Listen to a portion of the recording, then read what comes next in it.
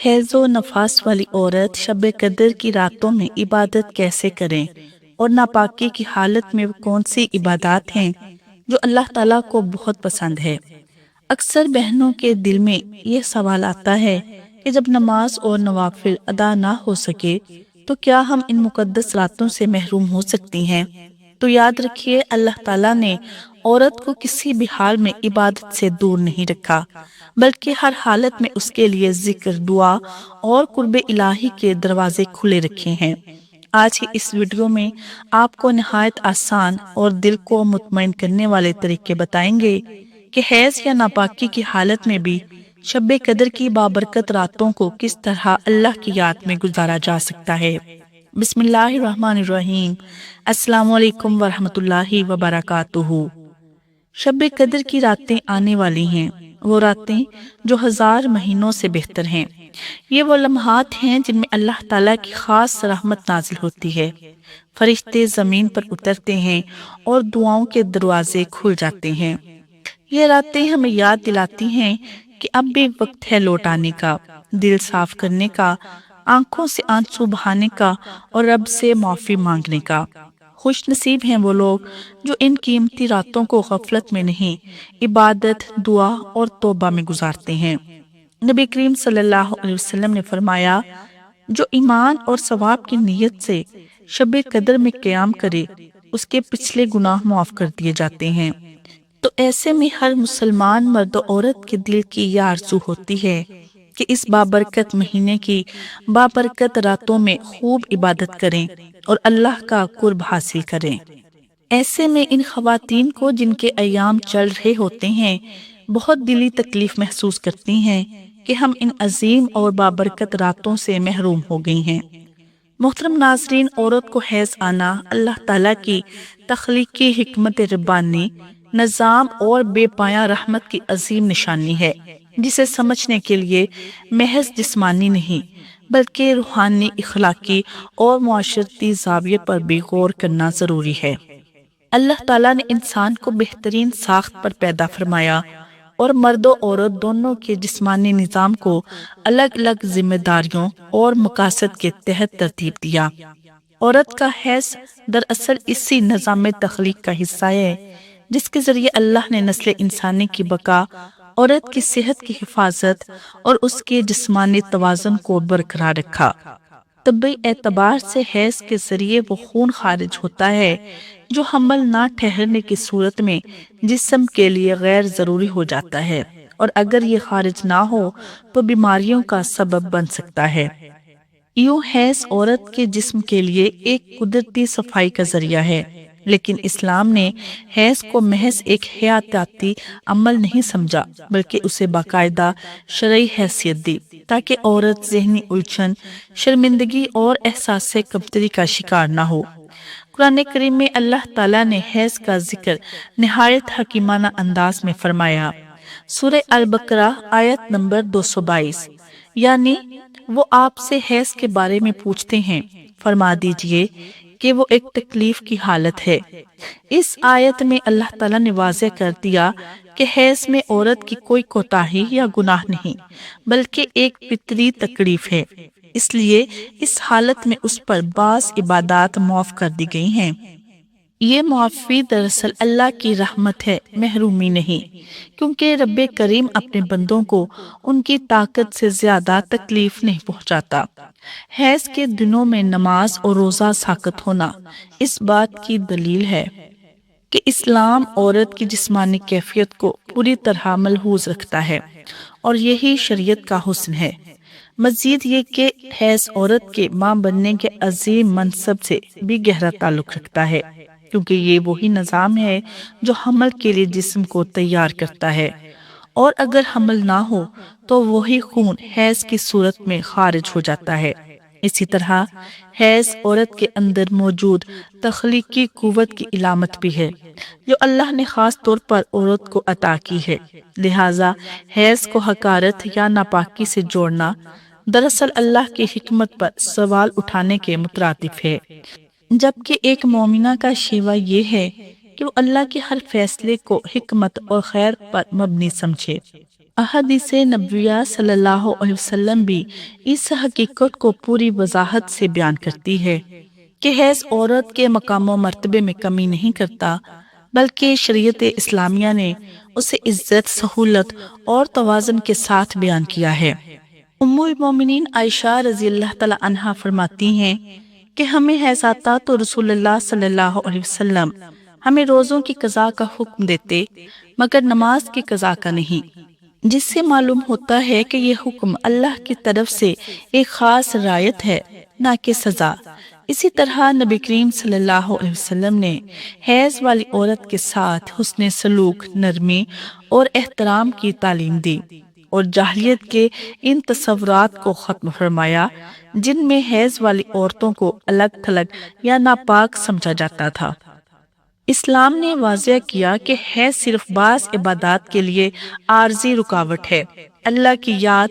دعا، ذکر، درود اور نیکی کے دیگر تمام دروازے اس کے لیے کھلے رہتے ہیں۔ یہ بھی اللہ کی حکمت ہے کہ حیض کے ذریعے عورت کو وقفہ دیا جاتا ہے تاکہ وہ جسمانی اور ذہنی طور پر تازگی حاصل کریں، کیونکہ مسلسل عبادات اور گھریلو ذمہ داریاں بھی انسان کو تھکا دیتی ہیں۔ مزید بڑا کہ حیض عورت کو فرصت اور اللہ پر توکل کا عملی درس دیتا ہے، کیونکہ اس دوران تکلیف، درد اور جذباتی کیفیت میں تبدیلی آتی ہے اور ان سب پر صبر میں تو بشارت ہے۔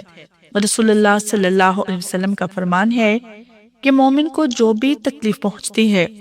حتیٰ کہ کانٹا بھی چبھتا ہے، تو اللہ اس کے بدلے اس کے گناہ معاف فرما دیتا ہے۔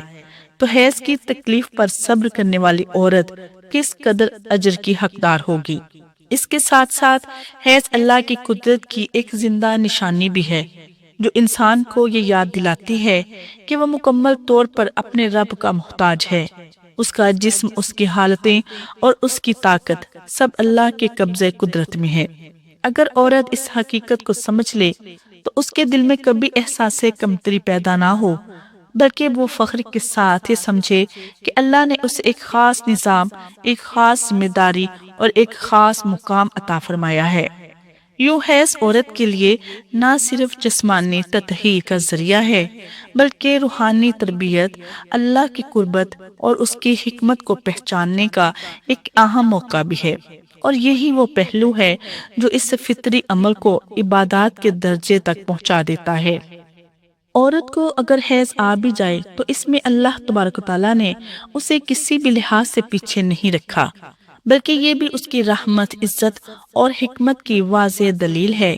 کیونکہ اللہ جس سے نماز روک دیتا ہے وہی رب اس سے عبادات سے محروم نہیں کرتا،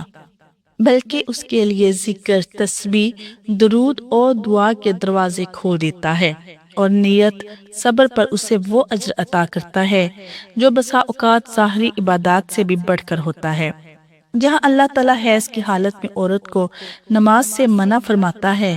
وہی اس کے ہر سبحان اللہ، الحمدللہ اور استغفار کو اپنی بارگاہ میں عبادت کا درجہ دیتا ہے،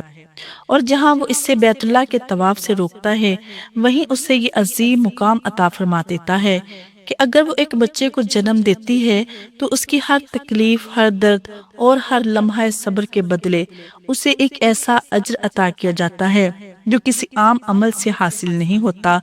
یہاں تک کہ ماں کے قدموں تلے جنت رکھ دی جاتی ہے۔ یہ سب اس بات کا واضح ثبوت ہے کہ حیض عورت کے لیے کمی یا محرومی نہیں،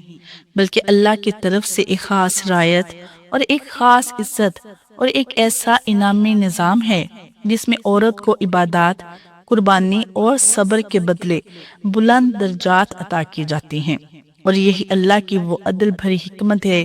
جو عورت کو ہر حال میں نوازتی ہے، چاہے وہ عبادات کے ظاہری اعمال ہوں